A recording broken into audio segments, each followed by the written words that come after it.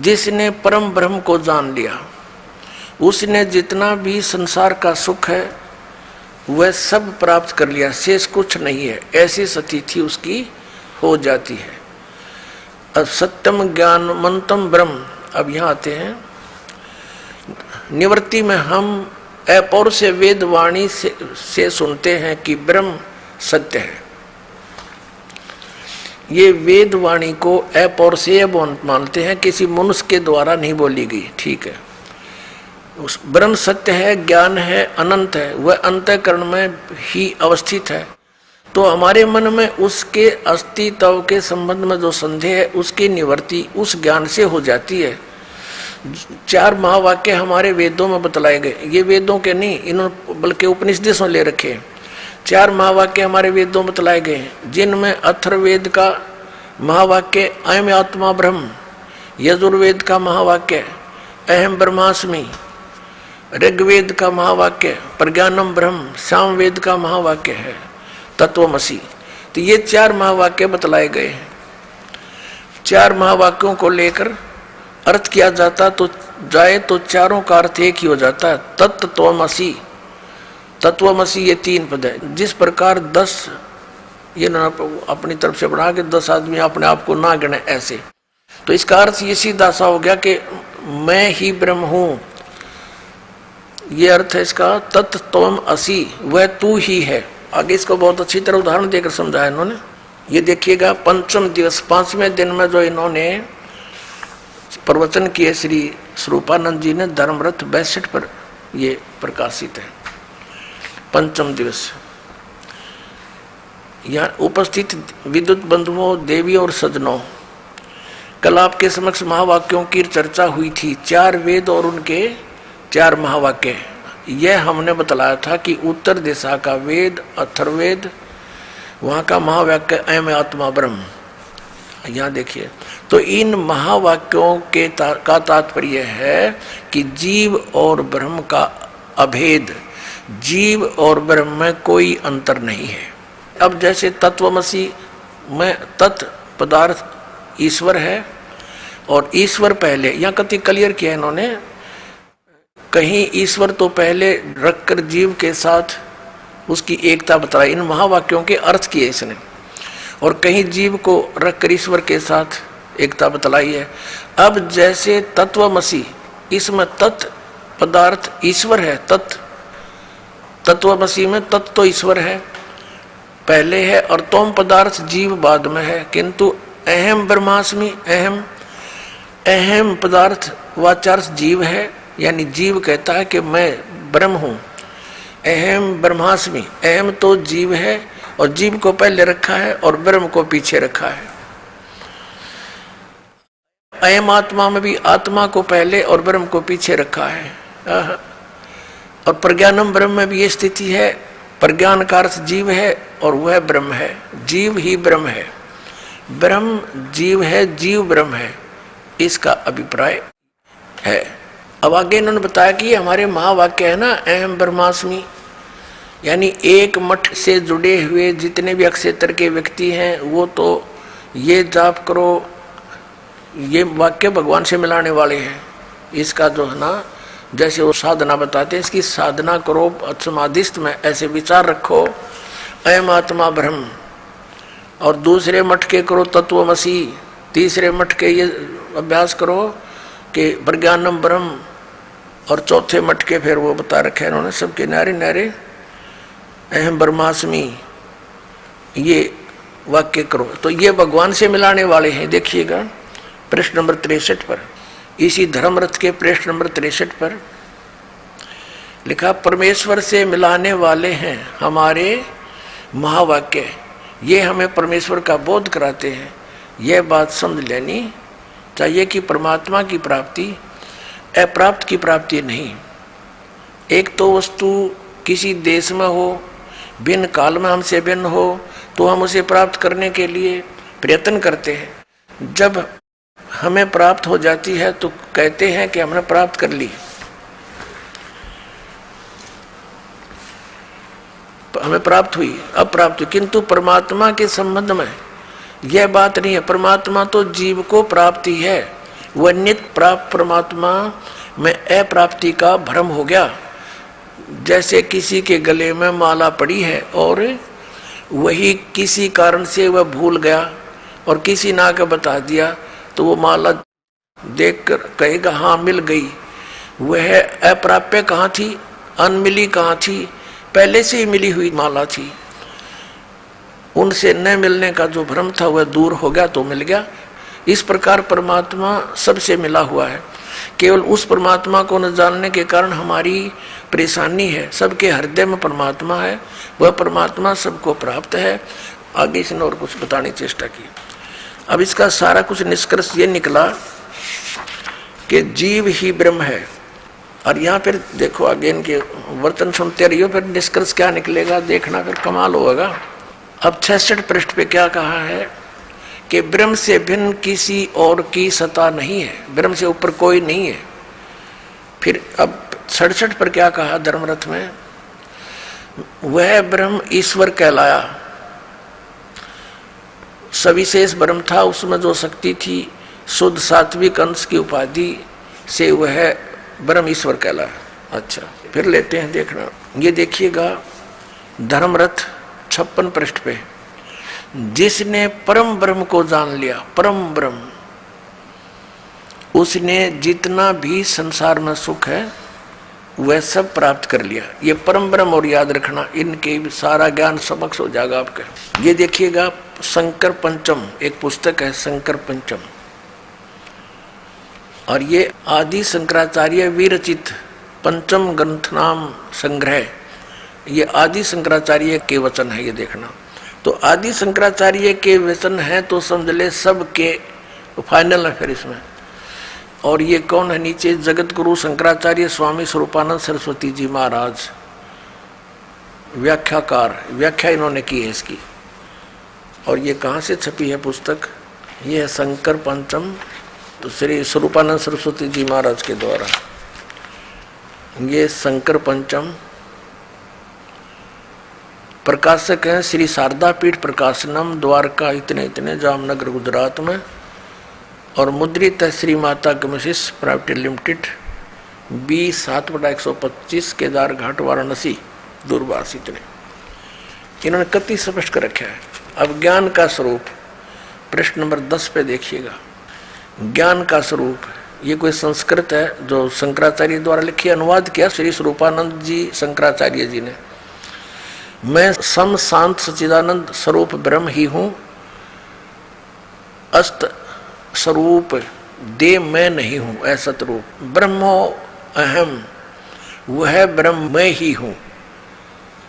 ब्रह्मो व अहम, वह ब्रह्म मैं ही हूँ, ये इनका विधान है। मैं स्वयं निराकार निर्मल अविनाशी एवं निराकार हूँ। इनका ओड आवेगा इनके ज्ञान का, देखिए सच। और ये क्या कहते हैं, ये पृष्ठ नंबर 71 पर देखिएगा, 71 पर, मैं स्वयं ब्रह्म ही हूं। और वही सच्चा जीवन मुक्त हूं, जीवन मुक्त जो इस तरह मान ले, मैं स्वयं ब्रह्म ही हूं, ऐसा अप्रोक्ष ज्ञान द्वारा संपूर्ण कर्म बंधनों से वह ज्ञानी सर्वथा मुक्त हो जाता है। अब कर्म कितने प्रकार के, हम यह पूछेंगे, समझेंगे कि प्रश्न है कि प्रारब्ध कर्म क्या है। इसने डिफाइन किया, परिभाषित किया कि इस शरीर को उत्पन्न कर इस लोक में इस प्रकार सुख दुख आदि भोग को देने वाले जो कर्म है, सुख और दुख को भोग देने वाले कर्म है, वे प्रारब्ध कर्म माने जाते हैं। जब ये शरीर तैयार किया गया उस समय इसके साथ जोड़ दिए जाते हैं, जो भोग से ही नष्ट होते हैं। ये तब भोगने ही पड़ेंगे जब वह खत्म होंगे। प्रारब्ध कर्मों का नाश भोग से ही होता है, ऐसा शास्त्रीय वचन है। चाहे वे कर्म धर्म में हो या अधर्म में, उनका फल भोगना पड़ेगा ही। फिर क्या बताया है इसी के नीचे, ये पृष्ठ 71 पर पढ़ रहे हैं हम, पृष्ठ 71 पर, कि ये है प्रारब्ध कर्मों का फल तब भोगना ही पड़ेगा। मैं ब्रह्म ही हूँ, ऐसा निश्चयात्मक ज्ञान द्वारा संचित कर्म नष्ट हो जाते हैं। अच्छा, आदरणीय शंकराचार्यों का जो मत है, एक तरफ तो ये कहते हैं कि जीव ही ब्रह्म है, इसकी कोई और सत्ता नहीं है और कोई नहीं है, ये जीव ही सृष्टि रचने वाला, यही सबका मालिक, ये स्वयं ही परमात्मा है। इनका एक तरफ तो ये आपने निश्चय कर लिया। अब ये कथा क्या सुनाते हैं, और ये पुजारी किसके हैं? श्री विष्णु जी के, नारायण जिसे कहते हैं, श्री वराह जी के, जो विष्णु जी ने वराह रूप धारण किया था। और इन श्री शंकर भगवान के, अभी ये भगवान की तरह के, जब तुम आप पर भगवान हो, जीव ही ब्रह्म है, तो फिर इनकी पूजा किस लिए? इसको कहते हैं उआ बाई का ज्ञान, जिसका कोई सिर पैर नहीं हो। अब देखना, प्रवचन प्रसून एक पुस्तक है, ये है आदरणीय श्री स्वरूपानंद शंकराचार्य जी, देखिएगा।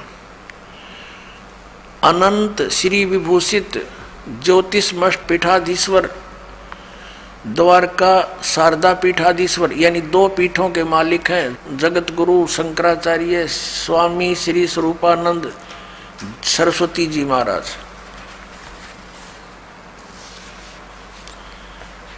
ये वही दंडी स्वामी स्वरूपानंद सरस्वती जी महाराज, दंडी स्वामी, श्री द्वारका शारदा पीठ। प्रकाशक हैं स्वामी सदानंद सरस्वती, श्री शारदा पीठ द्वारका, गुजरात। और ये यहाँ से मुद्रित है।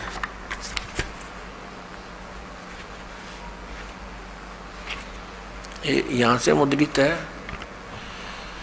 अंबिका ऑफसेट, मीठापुर, जामनगर, गुजरात से। ये 2 शब्द इस ग्रंथ में पूज्यपाद अनंत श्री विभूषित योगीराज स्वामी स्वरूपानंद सरस्वती जी महाराज के द्वारा 1967 में नवरात्रि के पावन अवसर पर चाईबासा झारखंड में दिए गए प्रवचनों का संकलन है। ठीक, अब आ जाओ, इनके वचन देखिए। ये 7वां वचन इनका, 7वां प्रसून, 7वां सत्संग, 7वां दिन जो सत्संग रहा। भगवान अत्यंत सुशीलवान है, उनके हृदय में करुणा अरुणालय उमड़ता है। वही कृपा घन बनकर समय समय पर भक्तों तथा अभक्तों सब पर बरस जाया करते हैं। उनकी उदारता का, सुशीलता का अति उत्कृष्ट निर्देशन है कि वह अपने तथाकथित शत्रुओं पर भी, खलों और महादुष्टों पर भी दया की दृष्टि रखते हैं और अपने हाथों से मारकर उन्हें परम गति देते हैं। प्रभु खलोद्धार का कार्य स्वयं करते हैं, यद्यपि उनकी कृपा से उनके सेवक भी उस कार्य को करने में समर्थ रहते हैं। रावण का वध सभी विशेषकर हनुमान और अंगद कर सकते थे, किंतु उनकी कृपा तो देखिए, स्वयं को, उसको स्वयं सदगति देते हैं। रावण को भगवान ने अपने हाथों मारा तो उसकी सदगति होगी। ठीक है, भक्तों के कल्याण हेतु भी वह स्वयं आते हैं। द्रौपदी की लाज स्वयं द्वारका से दौड़कर बचाई थी। ओह, और देखिए, गज के रुदन पर नगन पद नंगे पैरों दौड़े थे। अब फिर क्या बताया है, अब आगे उन्होंने क्या किया, भक्तों के कल्याणार्थ भगवान का स्वयं आना अर्थात अवतार लेना केवल हिंदुओं के सनातन धर्म में है। ईसा प्रभु के पुत्र थे, प्रभु नहीं। मोहम्मद साहब पैगंबर थे, दूत थे ही थे, साक्षात प्रभु नहीं। किंतु हमारे अवतार ये स्वयं ही हैं, उनमें वे स्वयं ही अवतरित होते हैं। कृष्ण तो साक्षात पूर्णांश भगवान है, पूर्णांश भगवान ही थे। कहा गया कि कृष्ण अस्तु भगवान स्वयं। यही बात भगवान राम के संबंध में भी है, राम अस्तु भगवान स्वयं।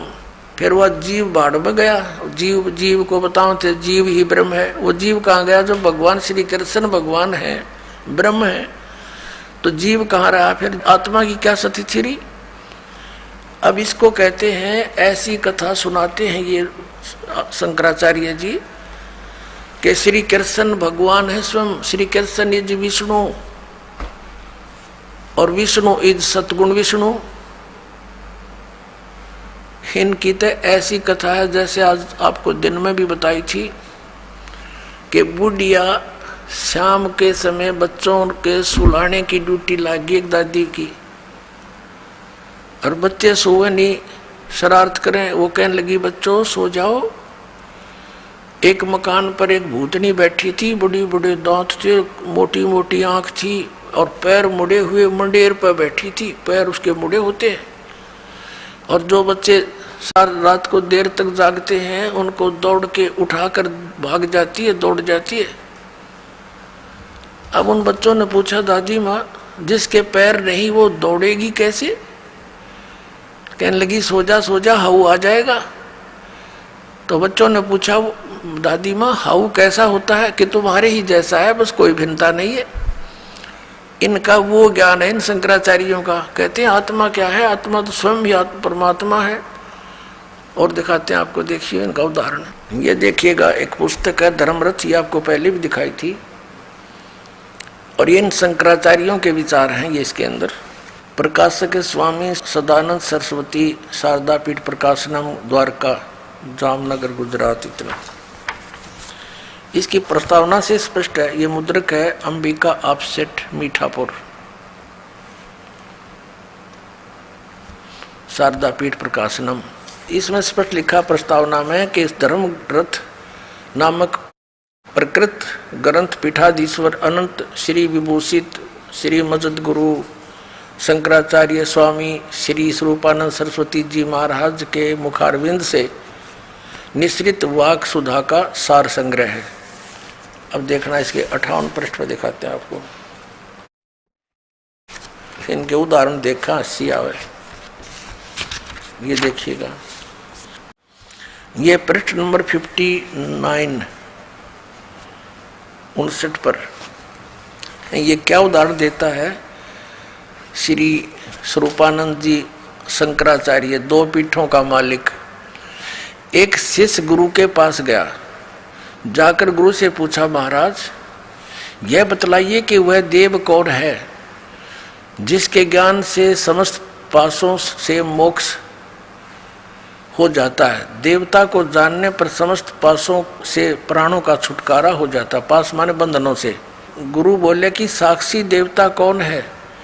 जो मन को जानने वाला है। तो उसने विचार करके कहा, मन का साक्षी तो मैं ही हूँ। शिष्य ने कहा, क्योंकि मेरे ही द्वारा मन जाना जाता। तो गुरुजी बोले, तू ही देव है, क्योंकि देव अनेक तो है नहीं। श्रुति में कहता है एक ही देव है, इसलिए तू ही देव है। अब ठीक हो गया। अब दास ने आपको कथा सुनाई कि दादी ने बोली वो आओ तुम ही हो, तो ये झुंड ला कर नौका वो देवता तू ही है, फिर भक्ति की क्या आवश्यकता रहेगी।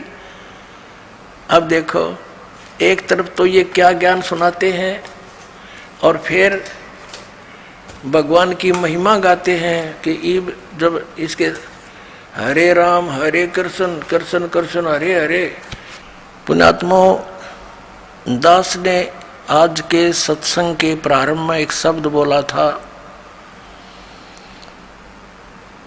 कि 21 ब्रह्मांड में इस दास के अतिरिक्त वर्तमान में किसी के पास भी सत्संग नहीं है, यथार्थ ज्ञान नहीं है।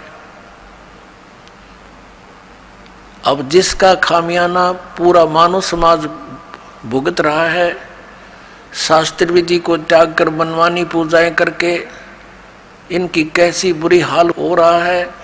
पितर बनते हैं, प्रेत बनते हैं, फिर यही धर्मगुरु उनके श्राद्ध निकलवाते हैं, जबकि वेदों और गीता में इन कर्म कांड को मना किया हुआ है। अब ये किसकी पूजा करते, पहले आपको दिखाते हैं। इन वर्तमान के शंकराचार्यों को तो ज्ञान होगा कहाँ, इनके भगवानों को ज्ञान नहीं। श्री विष्णु जी, श्री ब्रह्मा जी, श्री व्यास जी जो इनके धर्म गुरु कहलाते हैं, उनको ज्ञान नहीं तो इनको ज्ञान कहाँ से होगा? इनके पास सत्संग कहाँ से होगा? कोरा अज्ञान, शास्त्र विरुद्ध ज्ञान सुना रहे हैं। देखिएगा श्रीमद् देवी भागवत सचित्र मोटा टाइप, गीता प्रेस गोरखपुर से प्रकाशित है। संपादक हनुमान प्रसाद पोदार चिमन लाल गोस्वामी, प्रकाशक एवं मुद्रक हैं गीता प्रेस गोरखपुर, गोविंद भवन कार्यालय कोलकाता का संस्थान। इसके देखिएगा 28 पृष्ठ पे। अब व्यास जी जो इनकी धर्म गुरु शंकराचार्य परंपरा के गुरु हैं, वो क्या पूछते हैं? नारद जी ने कहा, महाभाग व्यास जी, तुम इस विषय में जो पूछ रहे हो ठीक यही प्रश्न मेरे पिताजी ने भगवान श्री हरि यानी विष्णु जी से किया था। देवादि देव भगवान जगत के स्वामी हैं, लक्ष्मी जी उनकी सेवा में उपस्थित रहती हैं। ये कहने का भाव ये विष्णु जी हैं। आगे देखो, 4 भुजाएं हैं, पीतांबर धारण करते हुए शंख चक्र गदा लिए रहते हैं, वक्षस्थल पर श्रीवस्त्र का चिन्ह चमकता रहता है। वे चराचर जगत के आश्रयदाता हैं, जगत गुरु एवं देवताओं के भी देवता हैं। ऐसे जगत प्रभु भगवान श्री हरि महान तप कर रहे थे। विष्णु जी तपस्या कर रहा था, उनकी समाधि लगी थी। यह देखकर मेरे पिता ब्रह्मा जी को बड़ा आश्चर्य हुआ। अतः उन्होंने उनसे जानने की इच्छा प्रकट की। ब्रह्मा जी ने पूछा, प्रभु आप देवताओं के अध्यक्ष, जगत के स्वामी और भूत भविष्य एवं वर्तमान सभी जीवों के एकमात्र शासक हैं, भगवान फिर आप क्यों तपस्या कर रहे हैं? ब्रह्मा जी कह रहे हैं, तुम तो सब कुछ तू ही आप ही हो, और किस देवता के आराधना में ध्यान मगन है? आप क्यों तपस्या कर रहे हो और किस भगवान की पूजा करते हो? मुझे असीम आश्चर्य तो ये हो रहा कि आप देवेश्वर एवं सारे संसार के शासक होते हुए भी समाधि लगाए बैठे हैं। अपने आत्माओं, ब्रह्मा जी के ये विदित वचन सुनकर भगवान श्री हरि श्री विष्णु जी फिर न्यों बोले। क्या बोले? श्री हरि उनसे कहने लगे, ब्रह्मन सावधान होकर सुनो, मैं अपने मन का विचार व्यक्त करता हूँ। देवता दानव मानव सब यही जानते हैं कि तुम सृष्टि करते हो, मैं पालन करता हूँ और संकर संहार किया करते हैं, किंतु फिर भी वेद के पारगामी पुरुष अपनी युक्ति से यह सिद्ध करते हैं कि रचने पालने और संहार करने की यह योग्यता जो हमें मिली है, इसकी अधिष्ठात्री देवी शक्ति देवी है। वे कहते हैं कि संसार की सृष्टि करने के लिए तुम राजसी शक्ति का संचार हुआ है और मुझे सात्विक शक्ति मिली है, और उधर में तामसी शक्ति का आविर्भाव हुआ है। उस शक्ति के अभाव से तुम इस संसार की सृष्टि नहीं कर सकते और मैं पालन करने में सफल नहीं हो सकता, और उधर से संहार कार्य होना भी संभव नहीं। ब्रह्मा जी, हम सभी उस शक्ति के सहारे ही अपने कार्य में सदा सफल होते आए हैं। सुवर्त प्रत्यक्ष और प्रोक्ष दोनों उदाहरण मैं तुम्हारे सामने रखता हूँ, सुनो। यह निश्चित बात है कि उस शक्ति के अधीन होकर ही मैं इस शेषनाग की सैया पर सोता और सृष्टि करने का अवसर आते ही जाग जाता हूँ। मैं सदा तप करने में लगा रहता हूँ, सदा तप करने में लगा रहता हूँ। उस शक्ति के शासन से कभी मुक्त नहीं रह सकता। कभी अवसर मिला तो लक्ष्मी के साथ सुखपूर्वक समय बिताने का सौभाग्य प्राप्त होता है। मैं कभी तो दानों के साथ युद्ध करता हूँ। अखिल जगत को भय पहुंचाने वाले दैत्यों के विकराल शरीरों को शांत करना मेरा परम कर्तव्य हो जाता है। और यहाँ कमाल कर दिया, मुझे सब प्रकार से शक्ति के अधीन होकर रहना पड़ता है। उन्हीं भगवती शक्ति का मैं निरंतर ध्यान किया करता हूँ, यानी दुर्गा की ध्यान करता हूँ, उसकी पूजा करता हूँ। ब्रह्मा जी, मेरी जानकारी में इस भगवती शक्ति से बढ़कर दूसरे कोई देवता नहीं। अब ये है सत्संग श्री विष्णु जी का स्पिरिचुअल नॉलेज कि मैं दुर्गा से ऊपर किसी भगवान को नहीं जानता, यही मेरा अंतिम देवता है, इससे बड़ा कोई भगवान नहीं। इन शंकराचार्यों को ज्ञान कहाँ से होगा, इनको भगवान को ज्ञान नहीं, ये नो के दुर्गा से ऊपर कोई नहीं। अब दुर्गा क्या कहती है, श्री शक्ति देवी क्या कहती है, देखिएगा इसी के 562 पृष्ठ पर आपको ले चलते हैं।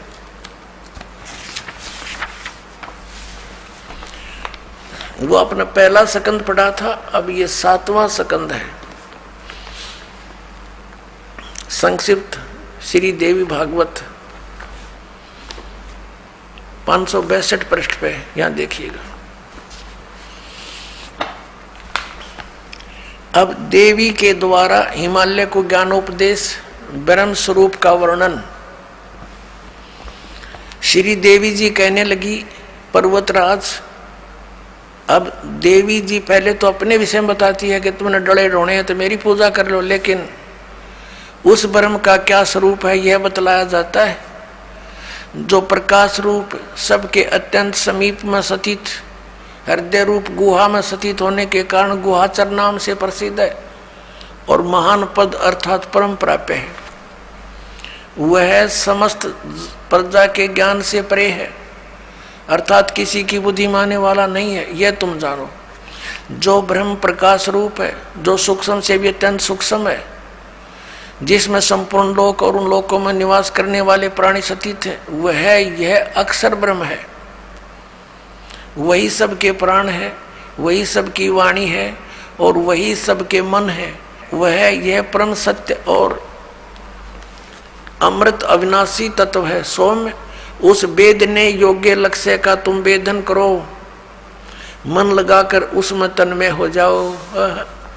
सौम्य, उपनिषद में कथित महान अस्त्र रूप धनुष लेकर उस पर उपासना द्वारा तीक्ष्ण किया हुआ बाण संधान करो। भावानुगत चित्त के द्वारा उस बाण को खींचकर उस अक्षर रूप ब्रह्म को ही लक्ष्य बनाकर वेदन करो। अब क्या बताया कि प्रणव यानी ओम तो धनुष है, जीवात्मा बाण है और ब्रह्म उसका लक्ष्य कहा जाता है। अब क्या कहती है दुर्गा देवी, क्या कहती है कि एकमात्र परमात्मा को ही जाने, दूसरी सब बातें छोड़ दे। हर विष्णु जी नो कह है, विष्णु जी कह रहे हैं कि मैं दुर्गा से ऊपर किसी को नहीं जानता। अब यहाँ देवी जी कह रही है, श्री दुर्गा जी कह रही है कि एकमात्र ब्रह्म को जानो और सब बातों को छोड़ दो। अपनी पूजा को भी कहती है कि नहीं, ये भी मत करो, केवल एक उस ब्रह्म की पूजा करो। देखना, उस एकमात्र परमात्मा को ही जाने, दूसरी सब बातों को छोड़ दे। यही अमृत रूप परमात्मा के पास पहुंचाने वाला पुल है। संसार समुद्र से पार होकर अमृत स्वरूप परमात्मा को प्राप्त कराने का ये सुलभ साधन है। देखो, इस आत्मा का ओम के जप के साथ ध्यान करो। ये कहाँ गए वो अहम ब्रह्मास्मि तत्वमसि। अब क्या कह रहे हैं हमारे साथ सदग्रंथ और देवी क्या बता रही है, इस आत्मा का ओम के जप के साथ ध्यान करो। यानी कोई अन्य आत्मा परमात्मा है, वो अन्य सबसे अलग है, ध्यान करो। इससे अज्ञान में अंधकार से सर्वथा परे और संसार समुद्र से उस पार जो ब्रह्म है उसको पा जाओगे, तुम्हारा कल्याण हो। और वो कहाँ रहता है, वह है यह सबका आत्मा, यानी सबका मालिक ब्रह्म, ब्रह्मलोक रूप दिव्य आकाश में स्थित है। अपने आत्माओं, इन शंकराचार्यों का ज्ञान कहाँ गया वो? ये कहते हैं ये जीव ही ब्रह्म है। और देवी कहती है कि सब पूजाएं छोड़ दो। विष्णु को तो समझा रही है, हरियाचार्य शंकराचार्य पूजन विष्णु जी नारायण को। विष्णु जी कहता मैं दुर्गा से ऊपर जानता नहीं, हिमालय को ज्ञान दे रही है। श्री दुर्गा जी बता रही है कि केवल एकमात्र उस ब्रह्म को पूजो, उसका ओम नाम है, नथिंग एल्स। और वो कहाँ रहता है ब्रह्मलोक में, तो वहां चले जाओगे, उसके पास पहुंच जाओगे, तुम्हारा कल्याण हो। वो कहती है ब्रह्म की पूजा करो। अब ब्रह्म क्या कहता है श्रीमद् भगवद गीता में, श्रीमद् भगवत गीता अध्याय नंबर 8 के देखिएगा।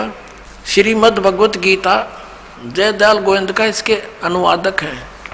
अध्याय नंबर 8 के श्लोक नंबर 13 हम आपको दिखाते हैं। ये क्या बताता है 13वें श्लोक में? ओम इति एकाक्षरम ब्रह्म व्यवहारन माम अनुसमरण ये प्रयाति तजंदेहम स याति परमाम गतिम माम ब्रह्म, मुझ ब्रह्म का केवल ओम यह एक अक्षर है जो उच्चारण करके श्रवण करता हुआ यह प्रयाति तजंदेहम जो शरीर छोड़कर जाता है ये श्रवण करता हुआ स याति परमाम गतिम जो ओम से मिलने वाली, ये शुरू किया ओम ओम, यह इनका अनुवाद है। यह एक अक्षर रूप ब्रह्म को उच्चारण करता हुआ, अक्षर रूप ब्रह्म को नहीं, ये को कहता माम ब्रह्म, मुझ ब्रह्म का केवल एक ओम अक्षर है, नथिंग एल्स। चिंतन करता हुआ शरीर त्याग कर जाता हुआ पुरुष परम गति को प्राप्त होता है। यानी ओम से होने वाली जो परम गति है ये ओम, और इन्होंने इस ओम को ऐसे लिखा अनुवाद में ओम ओम, ये समझो चाहिए, समझो। अब ये तो है, कहता है मेरी साधना करनी है मुझ ब्रह्म की, तो मेरा एक ओम मंत्र है। फिर इसने 70वें अध्याय के 23वें श्लोक में कहा कि सच्चिदानंद घन ब्रह्म, उस सच्चिदानंद घन ब्रह्म की साधना करने से तेरा पूर्ण मोक्ष होगा। फिर वहां पहुंच जाएगा जहां जाने के बाद लौटकर साधक फिर कभी संसार में नहीं आते। अपनी स्थिति को गीता ज्ञानदाता कहता है मेरी स्थिति तो नाशवान है, मैं भी जन्म मृत्यु के अंदर हूं और तू भी अर्जुन। देखिएगा अध्याय नंबर 2 का, अब श्लोक नंबर 12 देखो। अध्याय नंबर 2 और श्लोक नंबर 12। न तो ऐसा ही है कि मैं किसी काल में नहीं था अथवा तू नहीं था अथवा ये राजा लोग नहीं थे, और न ऐसा ही है कि इससे आगे हम सब नहीं रहेंगे। हो गया स्पष्ट कि गीता ज्ञान दाता कह रहा है कि मैं भी जन्म मृत्यु होती है, पहले भी थे तू और मैं, आगे भी होंगे। और ये ना सोच के हम वर्तमान में ही, आगे देखना चौथे जाएंगे अध्याय नंबर 4 और श्लोक नंबर ये 5 है। यहाँ इसकी संस्कृत है, यहाँ इसका अनुवाद है। ये प्रणतम अर्जुन, मेरे और तेरे बहुत से जन्म हो चुके हैं, उन सबको तू नहीं जानता, मैं जानता हूं, मैं जानता हूं। और फिर 9 में क्या कहा है? अध्याय नंबर 4 का श्लोक नंबर 9 में, हे अर्जुन मेरे जन्म और कर्म दिव्य हैं, अलौकिक हैं।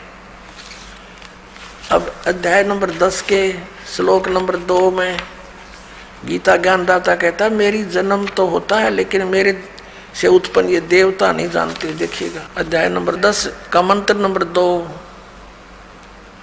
मेरी उत्पत्ति को गीता ज्ञानदाता कहता मेरी उत्पत्ति को, लीला से प्रकट होने को न देवता लोग जानते हैं न महर्षि ही जानते हैं, क्योंकि मैं सब प्रकार से देवताओं का और महर्षियों का आदि कारण हूं।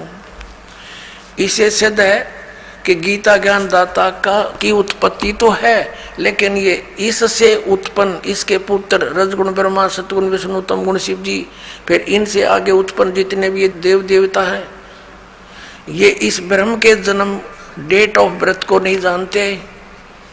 अब जैसे संतान की डेट ऑफ बर्थ यानी जन्मदिन को पिता बता सकता है, लेकिन पिता की उत्पत्ति को बच्चे कैसे जाने? उसको कौन बताता है? दादाजी बताते हैं। पिता के पिता तो सबके पिता वो कबीर परमेश्वर हैं, वो बंदी छोड़ कबीर साहेब हैं, वो परम अक्षर ब्रह्म है, सच्चिदानंद घन ब्रह्म है। उस परमेश्वर ने आके बताई है इस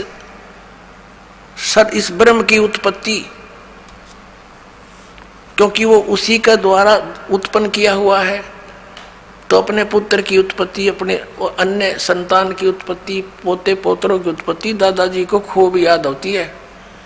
लेकिन ब्रह्म कह रहा है कि मेरी उत्पत्ति तो हुई है। ये गीता ज्ञानदाता श्री कृष्ण में प्रवेश करके ये काल बोलता है, ब्रह्म बोलता है।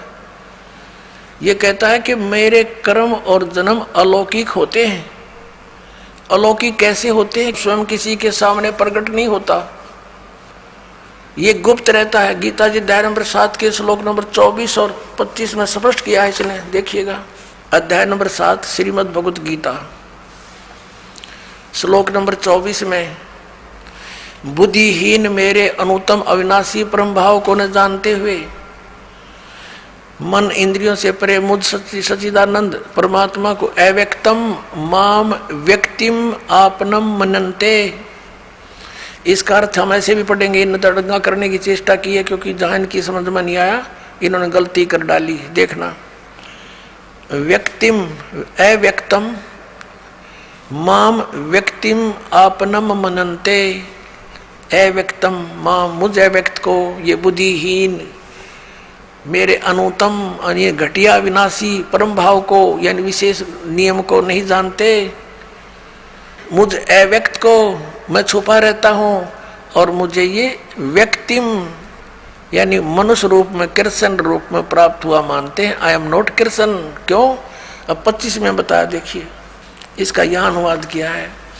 अपनी योग माया से छिपा हुआ मैं सबके प्रत्यक्ष नहीं होता, छुपा रहता हूँ मैं। यह अज्ञानी जन समुदाय मुझ जन्म रहित अविनाशी को, अविनाशी परमेश्वर नहीं, अविनाशी को नहीं जानता।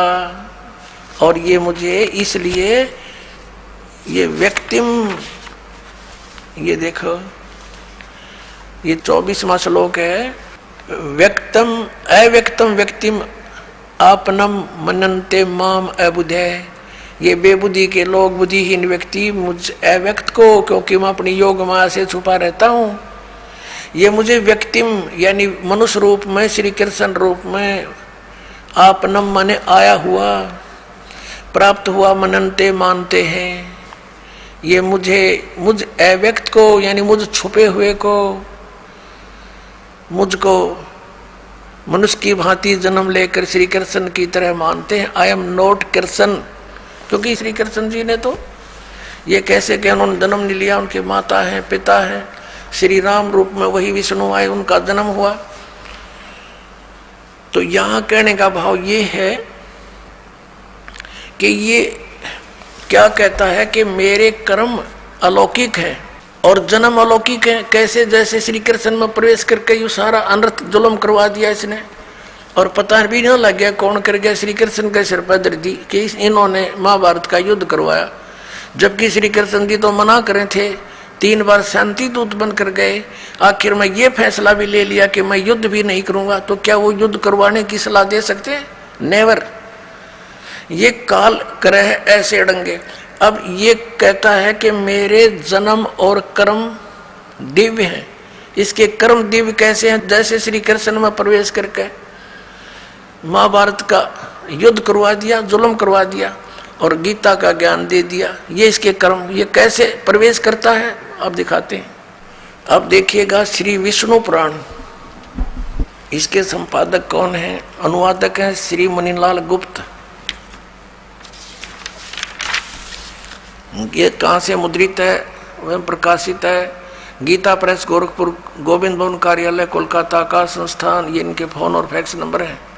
ये देखिएगा इसके चतुर्थ अंश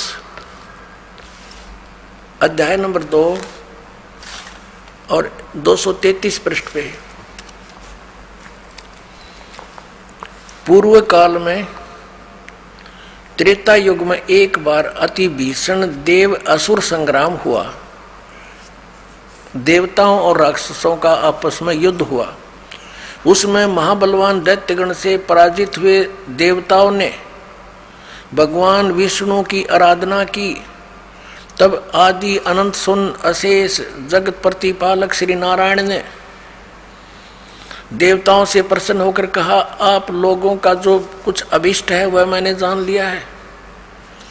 उसके विषय में यह सुनिए। राज ऋषि ससाद का जो पुरंजय नामक पुत्र है, उस अक्षत्रिय श्रेष्ठ के शरीर में मैं अंश मात्र से स्वयं अवतीर्ण होकर, यानी कुछ समय के लिए संपूर्ण दैत्यों का नाश करूंगा, अतः तुम लोग पुरंजय को दैत्यों के वध के लिए तैयार करो। अब आगे फिर दिखाते हैं और कंसेप्ट क्लियर 242 पृष्ठ पे, यही वही चतुर्थ अंश अध्याय नंबर 3 और पृष्ठ नंबर 242 पे श्री विष्णु पुराण। तीसरा अध्याय। पूर्व काल में रसातल में मोने नामक 6 करोड़ गंधर्व रहते थे। उन्होंने समस्त नाग कुल के प्रधान रतन और अधिकार छीन लिए थे। गंधर्व के पराक्रम से अपमानित उन नागेश्वरों द्वारा स्तुतित किए जाने पर उसके श्रवण करने से जिसकी विकसित कमल सदृश आंखें खुल गई हैं, निंद्रा के अंत में जागे हुए उन जलशाही भगवान सर्वदेवेश्वर को प्रणाम कर उनसे नागगण ने कहा, भगवान इन गंधर्वों से उत्पन्न हुआ हमारा भय किस प्रकार शांत होगा। तब आदि अनंत रहित भगवान पुरुषोत्तम ने कहा, यो नासों के पुत्र मान धाता का जो यह पुरकुत्स नामक पुत्र है, उसमें प्रविष्ट होकर मैं उसमें प्रवेश करके प्रेत की तरह मैं उन संपूर्ण दुष्ट गंधर्वों का नाश कर दूंगा।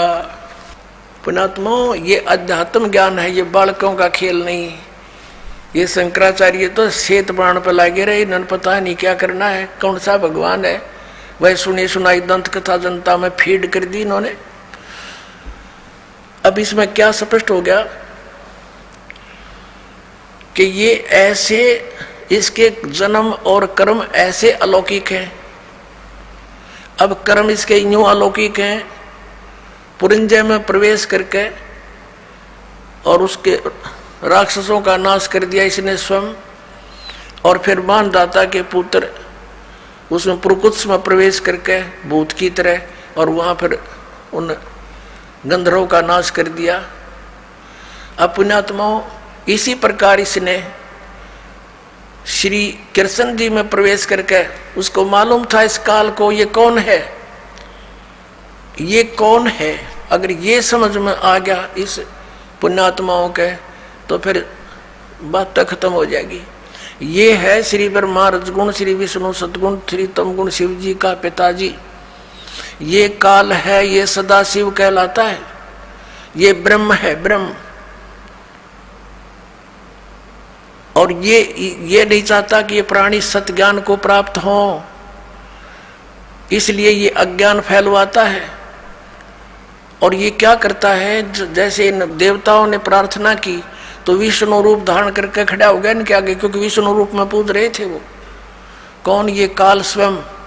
और फिर इनसे कह दिया कि ठीक है, मैंने तुम्हारा जो अभिष्ट है वो जान लिया है, और तुम ऐसे ऐसे उस पुरंजय को तैयार करो और मैं उसके शरीर में प्रवेश करके न मार दूंगा। ऐसे ही इसने फिर पुरकुत्स के शरीर में प्रवेश होकर, कोई नाग, ये सर्प नहीं, एक नाग गोत्र के मनुष्य थे, अच्छी आत्माएं, उनके साथ इनका गंधर्वों के साथ युद्ध हो गया। तो उस नागेश्वरों ने जब स्तुति की विष्णु भगवान की, युकाल खड़ा हो गया विष्णु रूप धारण करके। इसने प्रण किया हुआ है कि मैं अपने वास्तविक रूप में कभी किसी को दर्शन नहीं देता। तो ऐसे उसने आकर के फिर उन्होंने प्रार्थना की, तो उसने कहा ठीक है चलो मैं आता हूँ, और तुम पुरकुत्स को तैयार करो, मानदाता के पुत्र को, उसमें प्रवेश करके गंधर्वों का नाश कर दिया। तो ये ऐसे इसके कर्म और जन्म, इसके ऐसे कर्म अलौकिक हैं। और ऐसे गीता जी का ज्ञान बोला श्री कृष्ण में प्रवेश करके इस काल भगवान ने। ये काल भगवान कौन है, जैसे कि शिव पुराण में आपको दिखाया था, विद्वेश्वर संहिता के अंदर कि ब्रह्मा, एक समय ब्रह्मा और विष्णु जी का आपस में युद्ध हो गया इस बात पे। ब्रह्मा जी कहते मैं भगवान, मैं तेरा बाप, विष्णु जी कहते मैं तेरा बाप। इन दोनों का युद्ध हो गया इससे बात पे, क्योंकि इन सबको भ्रम हो जाता है कि मैं भगवान हूँ, मैं भगवान हूँ। अब ये भी कैसे बात बिगड़ती है, जैसे ऋषि लोग साधना करते हैं समाधिस्थ होते हैं, काफी वर्षों तक बैठे रहते हैं। किसी को तो ये विष्णु जी के रूप में दर्शन दे देता है, तो वो साधक उठ जाता है और जाके श्री विष्णु जी जो सर्वगुण देवता उनके सामने रहते हैं उनके विषय में कहता है कि ये भगवान है स्वयं विष्णु जी, और यही सारी सृष्टि के करता, यही तीनों रूप बना के ऐसे ऐसे करते हैं, संहार स्थिति और उत्पत्ति यही खुद करते हैं। मैंने समाधि दशा में देख लिया, यही भगवान है, मैंने मुझे दर्शन दिया इन्होंने, और दर्शन दे गया वो ब्रह्म काल। तो विष्णु जी को भ्रम हो गया कि आई एम गॉड। इसी प्रकार किसी को इसने ब्रह्मा जी के रूप में दर्शन दे दिए, उसने ब्रह्मा जी की महिमा गा दी कि ये पूर्ण परमात्मा, ये छुपाए हुए अपने आप को। तो ये भ्रम हजारों ने, सैकड़ों की संख्या में ऐसे उनके समर्थक हो गए, ऐसे विष्णु जी के हो गए। इन दोनों को भ्रम हो गया, ब्रह्मा जी को भ्रम हो गया कि मैं उत्पत्ति करता हूँ, सब कुछ मैंने ही उत्पन्न किया है। इसी भ्रमणा से, इसी भ्रम में इन्होंने आपस में युद्ध कर लिया। तब इनके बीच में एक स्तंभ छोड़ा, एक पिलर तेजों में स्तंभ छोड़ दिया। इनका युद्ध तो बंद हो गया, उसकी खोज करने लगे ऊपर नीचे कितना लंबा चौड़ा है, ये असफल रहे। फिर वो स्वयं आकर प्रकट हो गया शिव जी का रूप धारण करके अपने पुत्र का। थोड़ी सी झलक दिखानी पड़ेगी, नहीं तो फिर आप विचलित हो जाओगे। यहाँ अधिक नहीं दिखाएंगे, आपको थोड़ा सा झलक देंगे, आप समझदार हो, देखिएगा। ये शिव महापुराण है, हिंदी टीका सहित भाग 1, श्री शिव महापुराण, श्री शिव महापुराण है ये। और ये है विद्या अवरिधि पंडित ज्वाला प्रसाद जी मिश्र कृत हिंदी टीका सहित, इसमें संस्कृत भी है। और ये खेमरा श्री कृष्णदास प्रकाशन मुंबई से प्रकाशित है।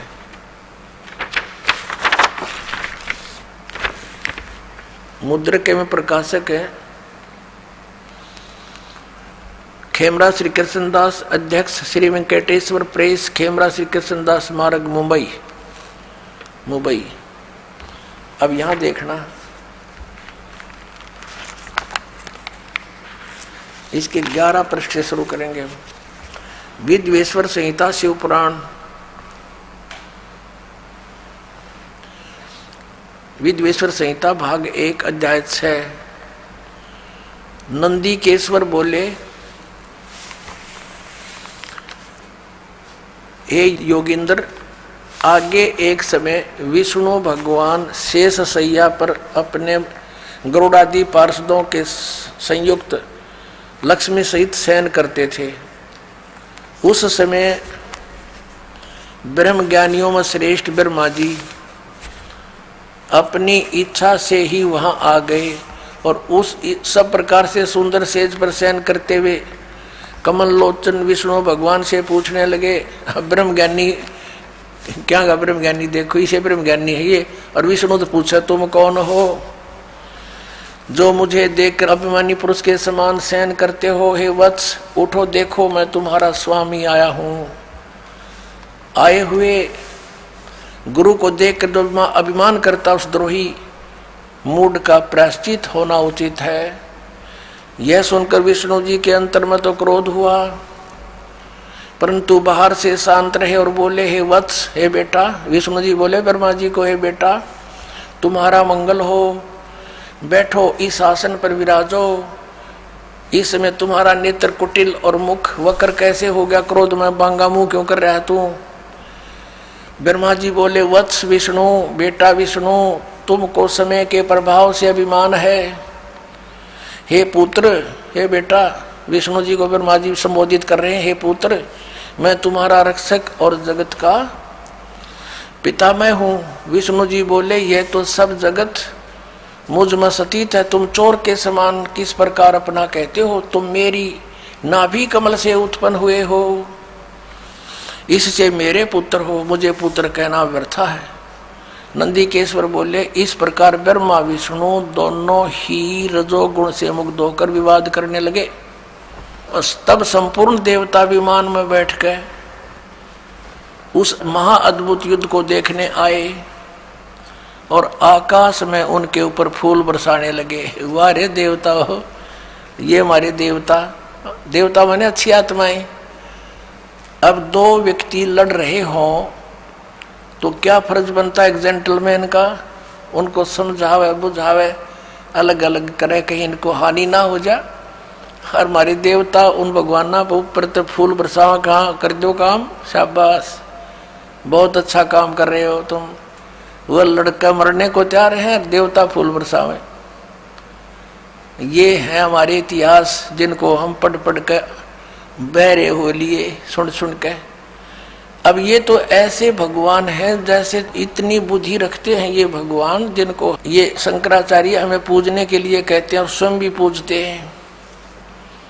ये तो एक चौथी पांचवी कक्षा के बच्चे लड़ते हैं ना, फिर अध्यापक पूछता है भाई क्यों लड़ रहे हो? उसने उसका गला पकड़ रखा और उसने उसका, एक कहता है ये कहता है मैं तेरा बाप, वो कहता नहीं जी इसने पहले कहा था मैं तेरा बाप, और गुट्टुम गुट्टा। ये हमारे भगवानों के चरित्र आपके समक्ष इनके इतिहास में है। अब जब ये नू लड़ रहे थे, बीच में सतम खड़ा कर दिया इस काल ने, अब ये लड़के मर जाएंगे भी, तेरा काम अधूरा रह जाएगा। फिर इसने इनको ज्ञान देना शुरू किया। शंकर अपने पुत्र शिव का रूप बना के आ गया, कहीं ये विष्णु रूप धारण कर लेता है। देखना इसका प्रमाण आपको दिखाते हैं। हम पढ़ रहे हैं विद्वेश्वर संहिता, इसके 17 पृष्ठ पे संक्षिप्त सा देखेंगे। ये देखिएगा, अब 17 पृष्ठ पर आ गए हम, ज्यादा ना पढ़ेंगे, ज्यादा चेता पढ़ सकते हो अपने लेकर मोल इसको। विद्वेश्वर संहिता भाग 1 अध्याय 9 में अब नंदी केश्वर बोले इस प्रकार,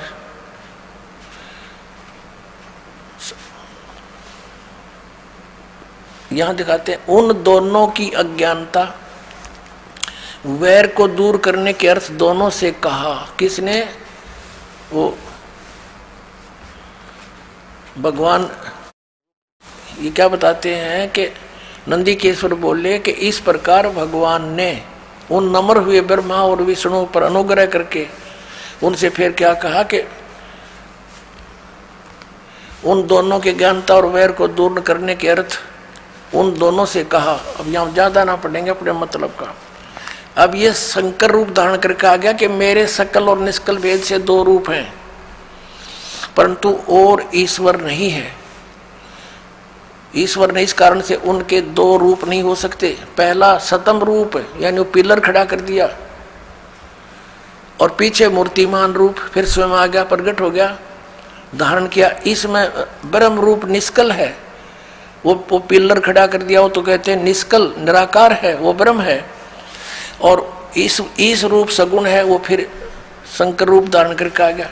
मेरे दोनों रूप सिद्ध हैं, दूसरे किसी के नहीं हो सकते। इस कारण तुम दोनों ने, ब्रह्मा और विष्णु को कह रहा है वो काल भगवान, इस प्रकार तुम दोनों को अथवा दूसरों को ईश्वरताओं की प्राप्ति नहीं हो सकती। तुम दोनों ने अज्ञानता से अपने को ईश माना, भगवान मान लिया विष्णु और ब्रह्मा को। कह रहे हैं कि तुमने अपने आप को ईश मान लिया, यू आर नॉट गॉड। तुम अपने को ईश माना, यह बड़ा ही अद्भुत हुआ। उसके दूर करने को ही मैं रण स्थान में आया। अब तुम अपना अभिमान त्याग कर मोदीश्वर में अपनी बुद्धि लगाओ। मेरे ही प्रसाद से लोक में सब अर्थ प्रकाश करते हैं।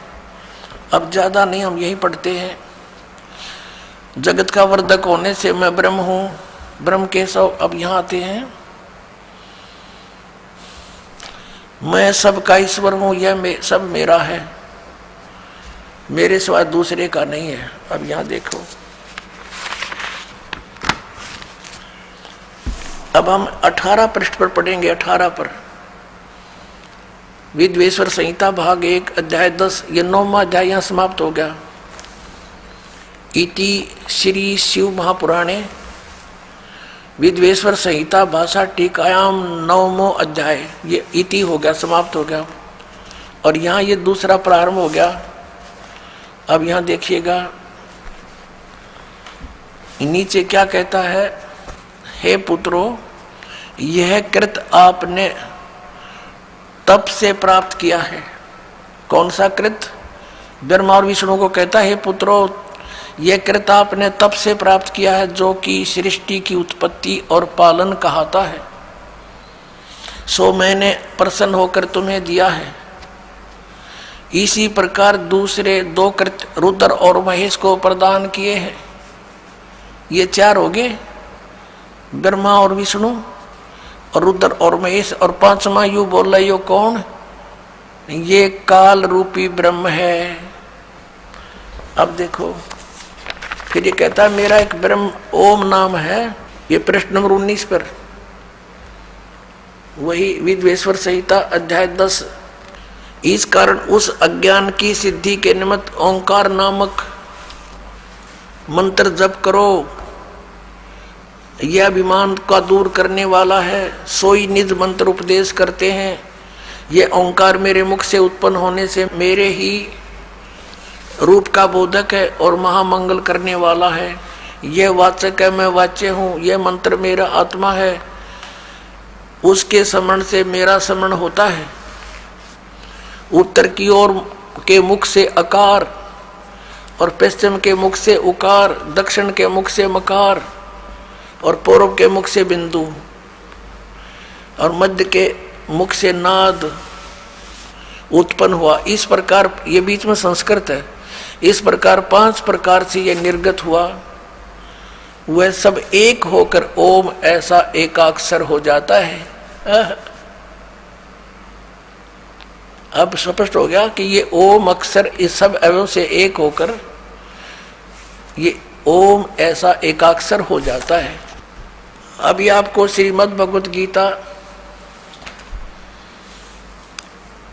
अध्याय नंबर 8 के श्लोक नंबर 13 में दिखाया था कि ओम इति एकाक्षरम ब्रह्म विवहारण माम अनुसमरण यह प्रयाति तदंदेहम सयाति परमाम गतिम।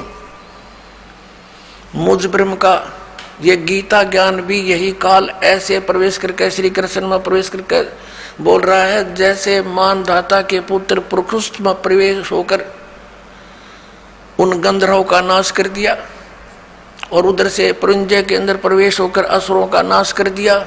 ऐसे श्री कृष्ण में प्रवेश होकर के अर्जुन को युद्ध के लिए तैयार कर दिया और गीता का ज्ञान वेदों वाला और कुछ अपनी अटकल लड़ा के इसमें ज्ञान दे दिया।